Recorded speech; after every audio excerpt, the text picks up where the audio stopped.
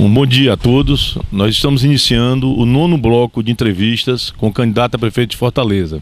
Estou recebendo o senhor Valdeci Cunha. Vou passar a palavra para que ele se identifique e fale das suas pretensões caso eleito. Bom dia, Cláudio Ari, coordenador do movimento. Bom dia a todos aqui presentes. Eu gostaria de inicialmente me apresentar. Eu sou o professor Valdeci Cunha. Eu tenho origem pobre, eu sou filho de Massapê. Até os 14 anos de idade eu fui do roçado. E a partir dos 14 anos de idade eu vim para Fortaleza, cheguei aqui aos 17 anos. E trouxe toda a minha família para cá, para estudar. E consegui, à custa de duras penas, me formar em Direito pela Universidade Federal do Ceará. Consegui formar todos os meus irmãos, hoje todos são formados, e sempre tive uma intuição por o social. Na verdade, o meu primeiro projeto era ser padre. Como não deu certo, eu tentei desenvolver uma espécie de sacerdócio no social. E encontrei na vida política, desde o movimento estudantil, ainda na Faculdade de Direito, as minhas primeiras experiências, a minha militância no movimento que queria mudar o Brasil, o mundo. E foi nessa época que eu consegui o meu primeiro emprego aqui próximo, aqui ao mercado, aqui no edifício General Tibúcio. E eu morava no próprio escritório de advocacia que eu trabalhava, eu era contínuo. E tive meu primeiro contato aqui com a Praia de Iracema, ainda com o antigo Lido. E aqui meus primeiros banhos de praia foram aqui. Eu tenho muita saudade e fiquei muito angustiado quando não tive mais condições de desfrutar aqui da Praia de Iracema como eu fizera outrora.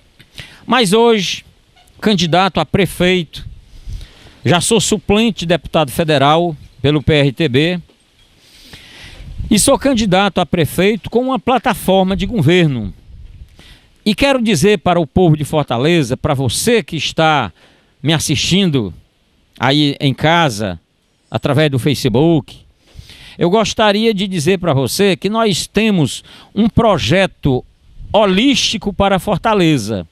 É um projeto que não se sustenta separadamente apenas num bairro, ou na saúde, ou na educação, ou na mobilidade urbana, ou apenas tratando-se da infraestrutura. Nós temos que pensar Fortaleza para o século XXI. Nós somos filhos do século XXI. E o século XXI exige uma Fortaleza moderna. Nós temos mais de 2.600.000 habitantes hoje aqui em Fortaleza. Vamos chegar à Copa do Mundo com 3 milhões de habitantes. Nós temos 782 mil domicílios em Fortaleza. Nós temos 119 bairros aqui em Fortaleza, onde aqui é uma região que está em torno aproximadamente, se a gente usar uma parte do centro, chega em torno de 30 mil habitantes. Aqui, e visitantes nem se fala. E nós temos uma praia de Iracema que tem uma vocação muito grande para aquilo que representa o desenvolvimento econômico sustentável de Fortaleza. Eu não posso imaginar Fortaleza sem pensar num projeto de desenvolvimento econômico, porque isso seria uma forma obsoleta, atrasada de pensar na cidade. Eu tenho muito respeito por aquelas pessoas que pensam só, de um lado, ou nos trabalhadores, ou de outro que pensam só nos empregadores. E eu acho que os dois juntos têm que pensarem coletivamente. Por isso que eu, particularmente, e aqui eu falo só por mim e pelo meu partido, nós pensamos numa Fortaleza de sustentabilidade onde haja, no momento, um pacto. Cláudio, nós precisamos de um pacto para Fortaleza. A sociedade tem que compreender que esse pacto para Fortaleza junta o poder público na esfera municipal, na esfera estadual e na esfera federal, porque a gente não pode separar.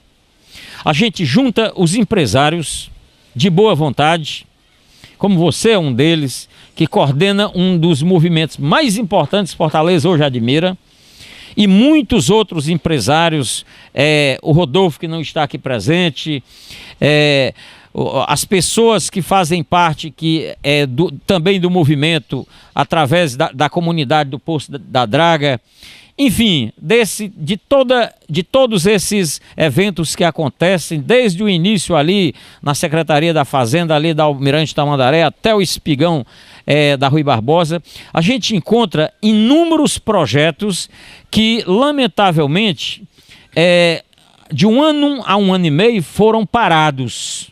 Ninguém sabe se foram por conta de outros interesses, ou por críticas, exatamente porque aqui a Praia de Iracema sediou grandes eventos, como o Réveillon. Quem pode esquecer isso? Agora, nós estamos diante de uma situação muito difícil, porque quando começou a se pensar o novo desenho de Fortaleza, quando a gente começou a perceber a Fortaleza para o século XXI, a gente percebeu as grandes contradições de bairros totalmente carentes de uma mobilidade urbana, bairros que humilham a população na sua educação. Aqui é um dos bairros privilegiados e é um dos bairros que, mesmo sendo privilegiados, a gente percebe que foi, de certa forma, abandonado. Por exemplo, eu tenho vontade de vir à Praia de Iracema, Cláudio, mas eu vou estacionar onde em dia de evento? Tão fácil se esse prédiozão aí dos Correios a gente pudesse fazer um estacionamento subterrâneo.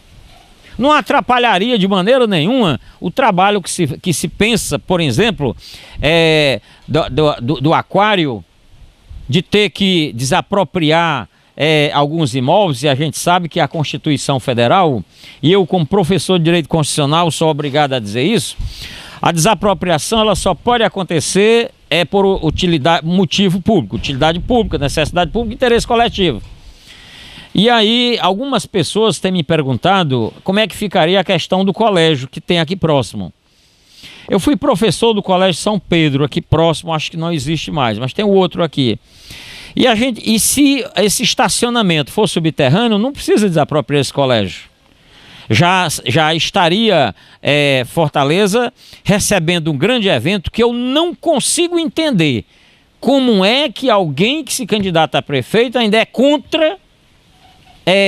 contra um evento desse como o do aquário, ainda seria contra um evento como o do estaleiro, seria contra um evento como a Copa do Mundo. Eu tenho todo respeito a quem pensa assim, mas eu acho que Fortaleza precisa de grandes oportunidades, porque nós estamos seguindo uma rota de crescimento e de desenvolvimento.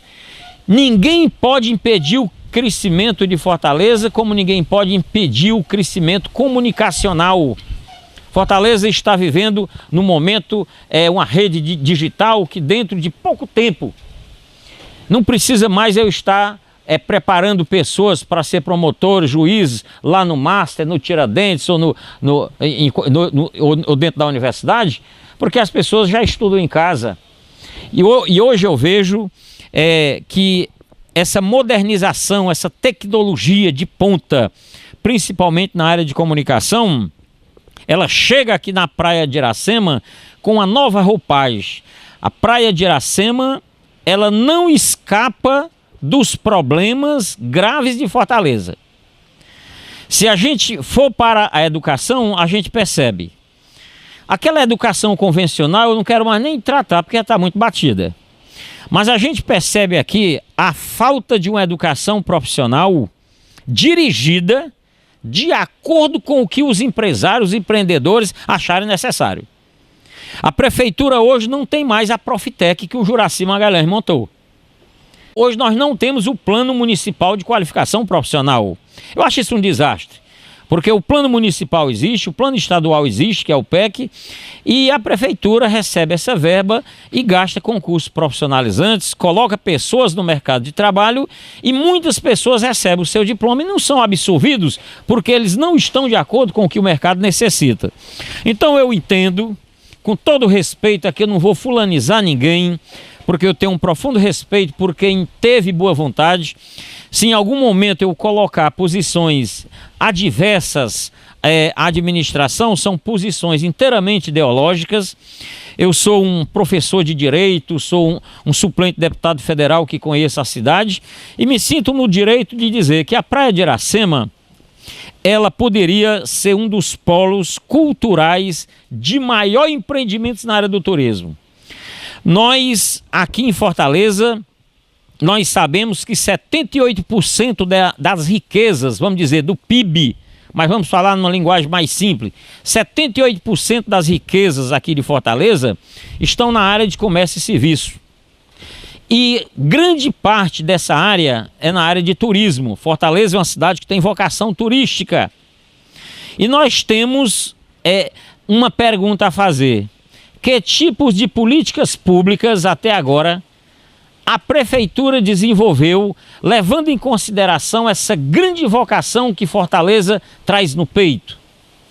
Ou seja, que tipo de incentivos fiscais, seja no ISS, no IPTU, os empresários ou os que queiram vir morar aqui possam receber a ponto de poder se instalar seus negócios, porque revitalizar um bairro, não dar nova vida a um bairro, precisa de vantagem. Se eu não tenho vantagem, que diabo é que eu faço sem vir querer morar aqui? Colocar meus empreendimentos aqui?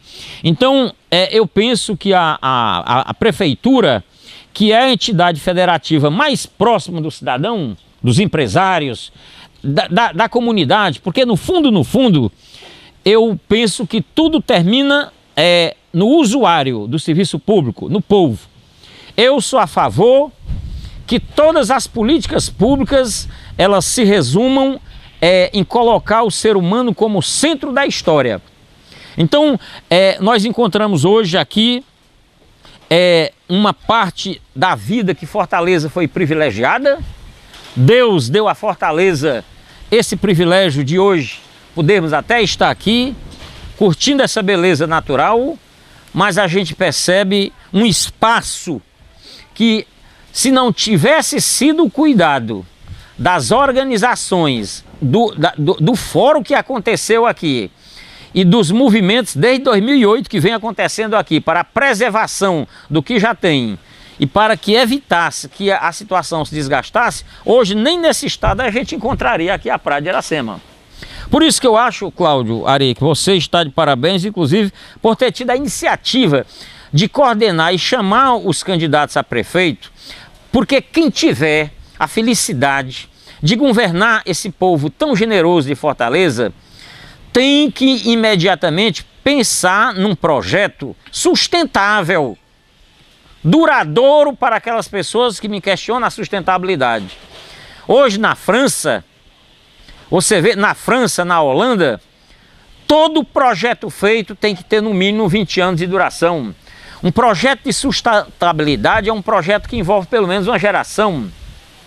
Os nossos projetos feitos aqui em Fortaleza são mais estratégicos e situacionais do que sustentáveis. Eu dou palestras ali no Senac, dou palestra no Sebrae, e eu vejo aquele asfalto daquela avenida a rua Meton de Alencar com a avenida Tristão Gonçalves, que de 4 em 4 meses ali se faz de novo. Ou ali eu acho isso um insulto à população. Ou seja, a sustentabilidade, dinheiro público tem que ser gasto com política sustentável. Então eu acredito que pela ordem de setores. Primeiro, é necessário que o novo gestor de Fortaleza, e você que está me escutando, você pode ter a certeza de que eu tenho muita segurança do que eu estou falando, e aqui eu me comprometo ao lado do coordenador e na presença das pessoas que estão aqui, de todos os fortalezenses. Eu só acredito em Fortaleza, primeiro, se tiver um planejamento.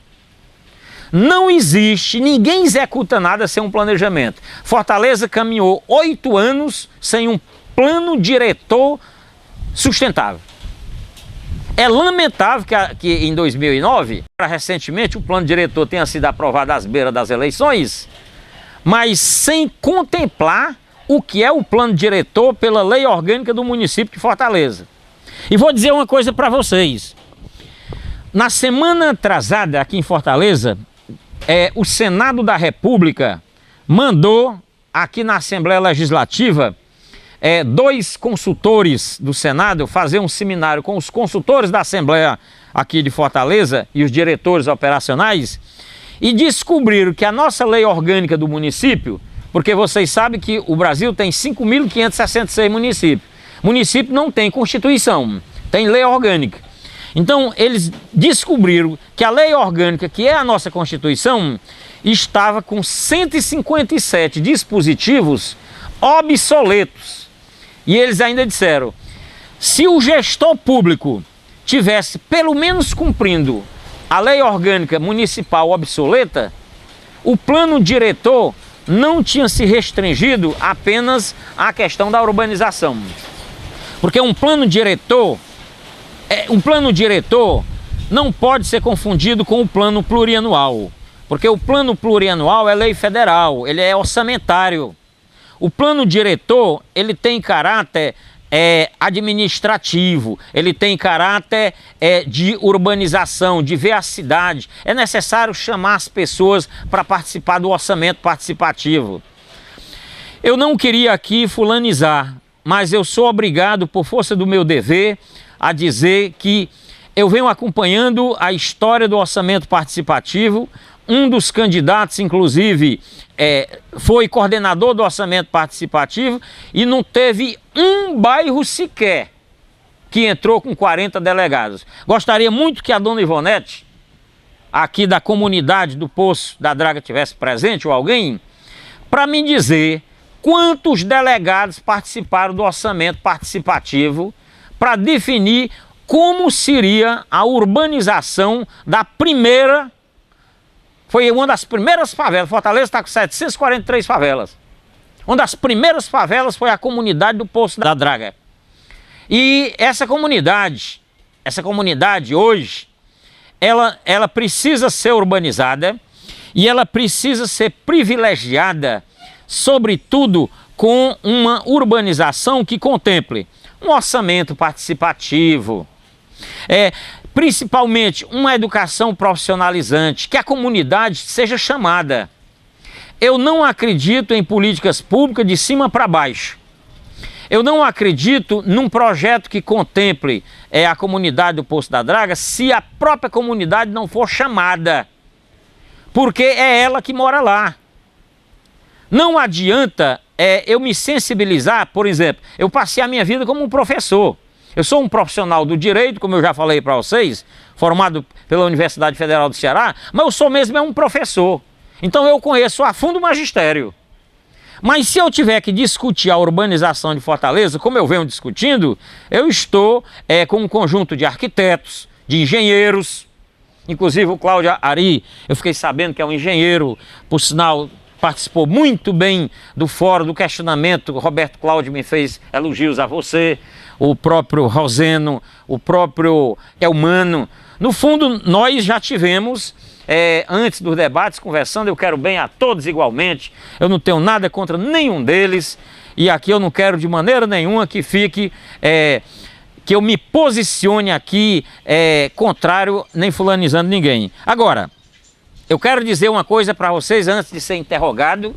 Eu gostaria de dizer: 4 problemas passam ligados aqui por Fortaleza.